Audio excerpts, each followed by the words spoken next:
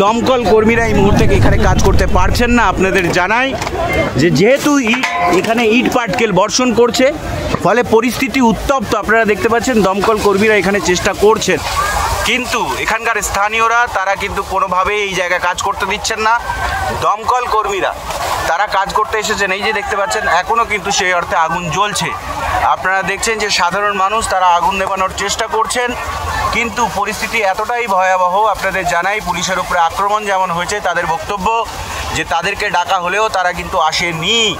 ফলে ভয়াবহ পরিস্থিতি এই মুহূর্তে এম বাইপাস তপসিয়ার একেবারে খাল সংলগ্ন যে বস্তি, সেখানে একের পর এক বাড়ি পড়েছে আপনারা দেখছেন। এবং যে সমস্ত দমকল কর্মীরা তারা কাজ এখানে করতে আসছেন তাদেরকে কিন্তু উল্টো দিক থেকে আপনাদের জানিয়ে রাখি তাদের উপরে ইট বর্ষণ করা হচ্ছে, এমনটা অভিযোগ। এবং দমকল কর্মীরা সেই অর্থে কিন্তু এই জায়গায় কাজ করতে পারেননি। সেখানে কল থেকে জল নিয়ে তারা যতটা পারছেন সেই জায়গায় তারা সেখানে করার চেষ্টা করছেন, সেই ছবিও কিন্তু এই মুহূর্তে আপনারা দেখছেন। আপনাদের দেখাই একদম খাল সংলগ্ন অঞ্চল, সেখানে বস্তিতে আগুন লেগেছে, একাধিক বাড়ি পুড়েছে, সেই ছবিও আপনারা দেখছেন। এবং আপনাদের জানাই যে দমকল কর্মীরা তারা কিন্তু কাজ করতে চাইলে তাদের করতে দেওয়া হচ্ছে না, এবং সেক্ষেত্রে বর্ষণ করা হচ্ছে, ইট বর্ষণ করা হচ্ছে, কাজ করতে কিন্তু তাদের জানাই যে তারা তপসিয়ায় যে আগুন লেগেছে সেটা নেভানোর প্রচেষ্টা তারা করে যাচ্ছেন। যদিও আপনাদের জানাই যে উল্টো দিক থেকে কিন্তু ইট পাটকেল মারা হচ্ছে। কারণ হচ্ছে সাধারণ যে সমস্ত লোকেরা রয়েছেন তাদের বক্তব্য যে একেবারেই তারা সর্বস্ব হারিয়ে ফেলেছেন, ফলে এবং তাদের যেটা দাবি এবং তারা যেটা অভিযোগ করছেন যে দমকলকে তারা সঠিক সময়ে ডাকেননি, ডাকলেও সেটা তারা আসেননি, এবং পুলিশ তাদের সঙ্গে মূলত দুর্ব্যবহার করেছে এমনটা অভিযোগ। তাও দমকল কর্মীরা আপনাদের জানাই যে তারা চেষ্টা করছেন যে সেই বিপক্ষতাকে আপনাদের জানাই উল্টো দিক থেকে সেই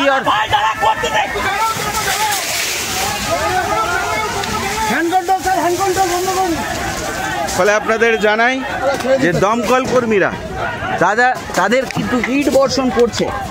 আপনাদের জানাই ইট বর্ষণ করছে এখানে, এবং দমকল কর্মীরা কি হলো স্যার আপনি কাজ করতে পারছেন না? দিচ্ছে না, মাঠে আমাদের এখানে ইটে বুকে লেগেছে। আচ্ছা, কাজ করতে পারছি না, বুকে লেগেছে স্যার আপনার? ফলে আপনাদের জানাই যে উল্টো দিক থেকে অর্থাৎ খালের এপার থেকে দমকল কর্মীরা চেষ্টা করছেন যে আগুনটাকে যাতে নিয়ন্ত্রণে আনা যায়, অ্যারেস্ট করা যায়, কিন্তু আপনাদের জানাই যে একেবারে উল্টো দিক থেকে এতটাই ইট বর্ষণ হচ্ছে সেখানে কিন্তু করতে দেওয়া হচ্ছে না। অর্থাৎ আপনাদের জানাই যে ফায়ার ব্রিগেডের কর্মী আমরা আগুনটা নিভিয়ে দেবো, এটা হলে আর স্প্রেড আউট হবে না আমাদেরকে।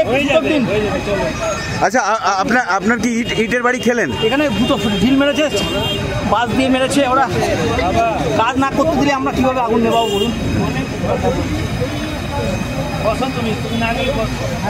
ফলে আপনাদের জানাই যে দমকল কর্মী কিন্তু আহত, পুলিশ এখানে এসে উপস্থিত হয়েছে, ডিজাস্টার ম্যানেজমেন্ট টিম এসে উপস্থিত হয়েছে, প্রচুর মানুষ এখানে এসে উপস্থিত হয়েছে। এখনও কিন্তু এলাকায় ধোঁয়া, আগুন রয়েছে। স্থানীয় মানুষ তারা কিন্তু কোনোভাবেই এই জায়গায় কাজ করতে দিচ্ছেন না। এবং আপনারা দেখছেন যে ছোট ছোট বাচ্চারা তারা এই বস্তিতেই থাকে, তাদের যতটুকু সম্বল সেইটুকু সেখান থেকে নিয়ে তারা নিয়ে আসছে। বিধায়ক জাভেদ খান তিনি ঘটনাস্থলে এসে উপস্থিত হয়েছেন, এবং মন্ত্রী সুজিত বোস তিনি তো ছিলেন এবং একজন অসুস্থ হয়ে পড়েছেন, দেখতে পাচ্ছেন অসুস্থ হয়ে পড়েছেন মন্ত্রীরা। এবং স্থানীয় বিধায়ক জাভেদ খান তারা এই যে জায়গায় যে বস্তিতে আগুন লেগেছে তার ভেতরে ঢুকে কতটা ক্ষতি হয়েছে সেই সমস্ত কিছু দেখবার চেষ্টা করছে। মানুষ ক্ষুব্ধ রয়েছে। আপনাদের জানাই যে মানুষদের জানাই মানুষ ক্ষুব্ধ রয়েছে, এবং তারা প্রশ্ন তুলছেন কেন তাদের আগুন নেভাতে সঠিক সময় বিশেষে উপস্থিত হয়নি। এই ছবি আপনারা দেখছেন, আপনাদের জানি একেবারে ঘটনাস্থলে আপনাদের নিয়ে আমরা চলে যাব।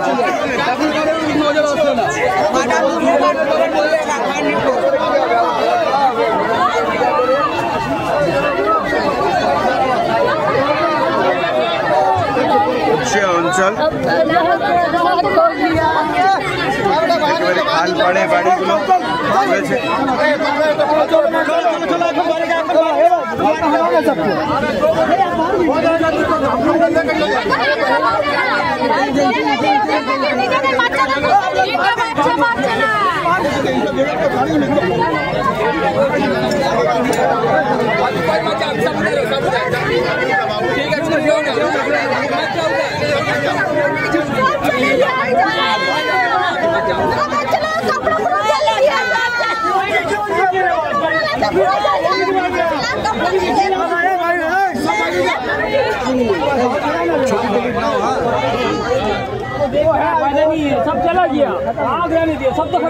আপনাদের জানাই একেবারে বিধ্বংস আগুন এবং একের পর এক বাড়ি সমস্ত।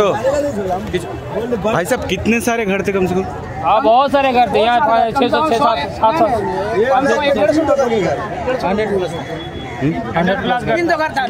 और वो टाइम से फायर आया नहीं है। टाइम से अगर फायर आता तो मेरा ख्याल से इतना आदमी को नुकसान नहीं होता।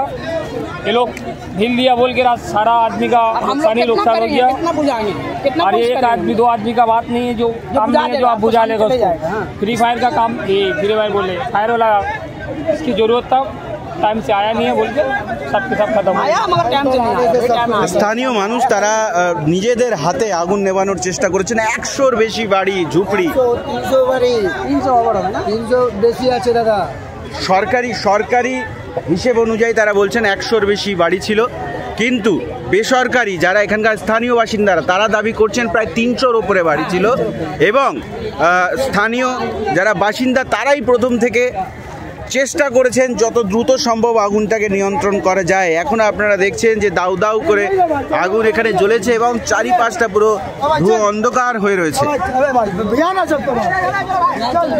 এই মুহূর্তে আপনাদের জানাই মন্ত্রী এবং তার পাশাপাশি স্থানীয় বিধায়ক তারা এসে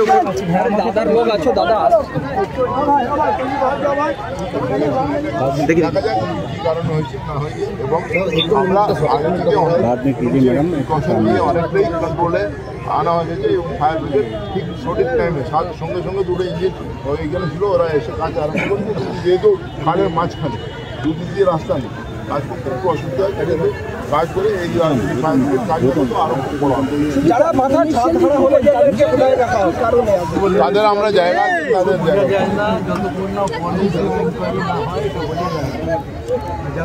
भेट पकड़ी घूम घुसा অ্যাক্সিডেন্ট ইজ অ্যাক্সিডেন্ট, অ্যাক্সিডেন্টের কোনো সম্ভাবনা হয় না। অ্যাক্সিডেন্ট হিসেবে দেখতে হয়, এখন দেখতে হবে কী থেকে হয়েছে সেটাই আপনার ইনভেস্টিগেশন, আপনার ফরেন্সিক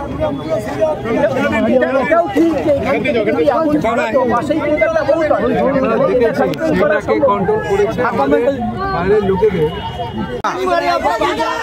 দমকল গাড়ি আগুন লাগার আগে আমি দেখেছি আমাদের পুরো ঘটনা আগুন লাগার মানে মন্ত্রী এসেছে, আপনার মন্ত্রীকে বলুন। মন্ত্রী এসেছেন, দমকল মন্ত্রী এসেছেন। দমকল তো দাদা কিছু আগুন লাগার আগে বলেছি মন্ত্রী তো আশ্বাস দিচ্ছেন যে আপনাদের যে ক্ষতিপূরণ হয়েছে তিনি দেবেন। এসে মন্ত্রী এসেছে, এটা ভাগাবার চান্স আছে, দেবে না ভাগাবে দেখাবে।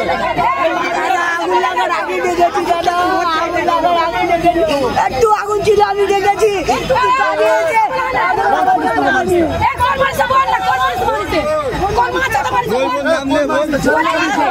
পুলিশরা এসে আমাদের সামান পার করছি দাদা, লাঠি চার্জ করছে বলুন।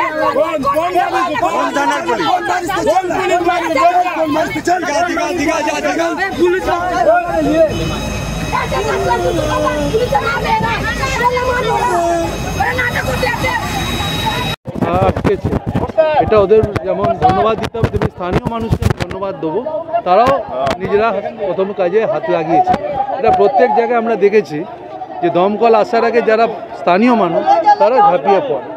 আর মানুষের যদি কিছু অভিযোগ থাকে সেটা দেখে নেবো। কিন্তু জাভেদদা ঠিকই বলেছে, দুটো গাড়ি আমাদের এসেছিলো, বাদবাকি গাড়িগুলো অন্য স্টেশন থেকে আসতে গেলে একটু তো সময় দিতে হবে। তো এখন দেখুন কত গাড়ি এসে গেছে এবং সবটা ঠিক করে নেব। কতগুলো গাড়ি এসে একটু কাজ করতে দিন। 15টা গাড়ি আমাদের অন রোডে আছে, হয়তো 10-12টা ঢুকে গেছে, বাদ বাকি রাস্তা।